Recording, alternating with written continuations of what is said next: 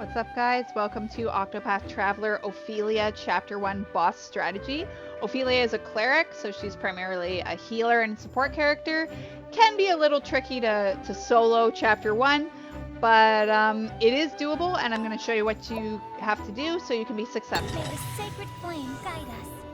Okay, so use Ophilia's guide ability to your advantage in this boss.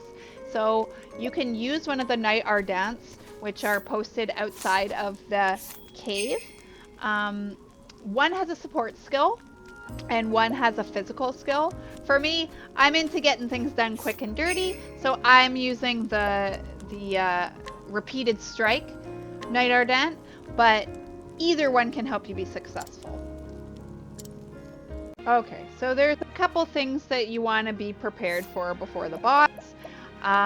There's a couple skills you might want to get.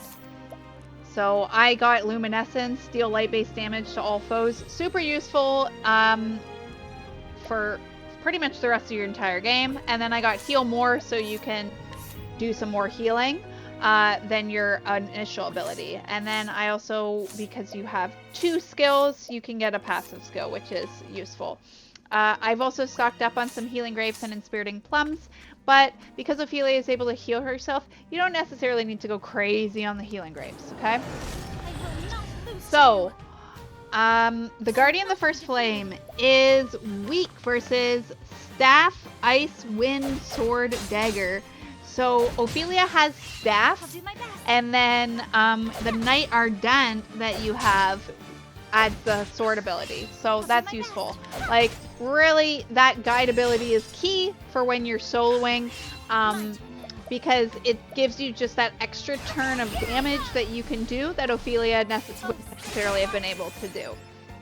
So you can see that I saved all my boosts until after the Guardian of the First Flame was broken.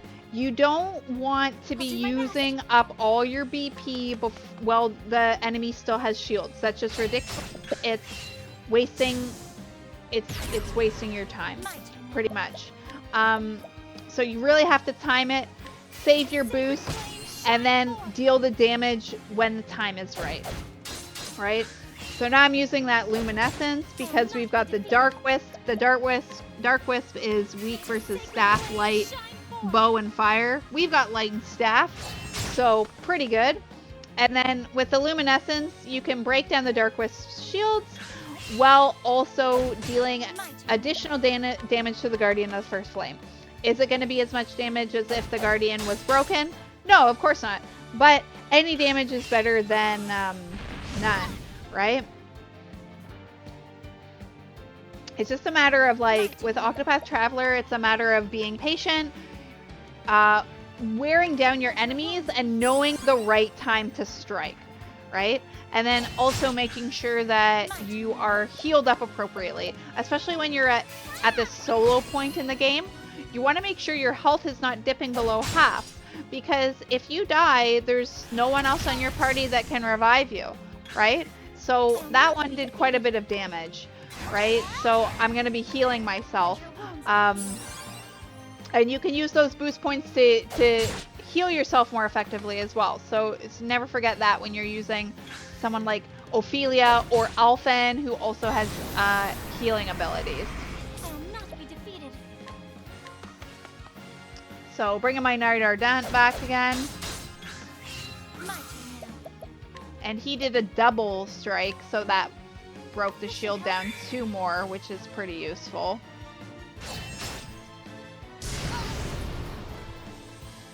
So Flame of the Heavens does a fair amount of damage, but I don't really care because I've been keeping my health up anyway, so it's not really gonna endanger me in any way, right? I mean, it might bring down the Night Ardent and he might leave the fight, but we can always just summon him back. We've got more summons. I will not be defeated. Let your wounds be healed. Yeah, it's really important to stay healed up, because you never know when the enemies could be unleashing I will not be defeated. something that could dip you into half health. And that luminescence defeated both of them at the same time. Super convenient. There we go. So like I said before, it's just a matter of staying patient. Especially when you're using someone like Ophilia, who is honestly a harder character to start with, because she's primarily a healing and support. At this point, chapter 1 is basically done. I'm just skipping these cutscenes because you can watch them on your own time.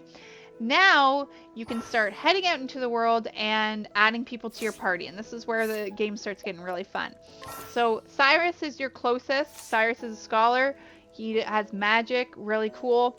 Hanet might be a good recommendation as well because she's a hunter. She's got can do quite a bit of damage output, and Ophilia definitely needs someone sturdy with her if that's your starting character. Anyways, I hope you enjoyed my boss strategy for Ophilia. Remember to like and subscribe, and I will see you next time.